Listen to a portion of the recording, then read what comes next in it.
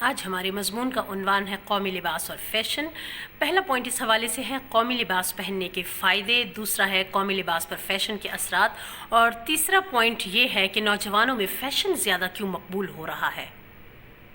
ہمارا پہلا پوائنٹ ہے قومی لباس پہننے کے فائدے۔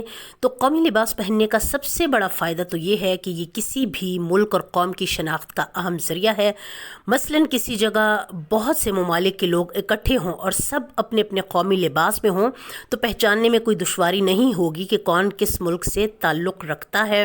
اس کے علاوہ قومی لباس زیب تن کرنا باعث فخر بھی ہے، اور پھر اس لباس سے ہی اس ملک کی تہذیب و ثقافت کا پتہ چلتا ہے۔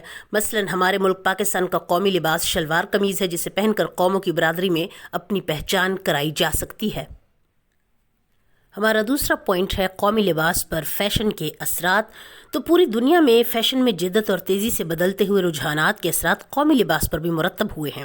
ایک زمانے میں قومی لباس صرف سادہ شلوار قمیض ہوتا تھا، لیکن اب اسی شلوار قمیض میں نت نئے ڈیزائن اور نمونے متعارف کرا دیے گئے ہیں تاکہ پہننے والے کو قومی جذبے کے ساتھ ساتھ جدت کا بھی احساس ہو، یعنی لوگ اپنے آپ کو آؤٹ ڈیٹڈ محسوس نہ کریں۔ وہ اپنا قومی لباس تو ضرور پہنیں، لیکن اس کے ساتھ ساتھ وہ پوری دنیا کے فیشن کا بھی ساتھ لے کر چلیں۔ ہمارا تیسرا پوائنٹ ہے نوجوانوں میں فیشن کیوں مقبول ہے۔ تو یہ بڑی فطری سی بات ہے کہ جوانی میں انسان میں بناؤ سنگھار کا بڑا شوق ہوتا ہے۔ خوبصورت نظر آنا، سجنا سورنا، یہ سب نوجوانوں کے شوق ہوتے ہیں، اور جوانی میں ہر انسان کے دل میں آرزو ہوتی ہے کہ وہ مختلف نظر آئے۔ اس لیے نوجوان فیشن کی طرف زیادہ راغب ہوتے ہیں اور بدلتے ہوئے فیشن نوجوانوں میں مقبول ہو جاتے ہیں۔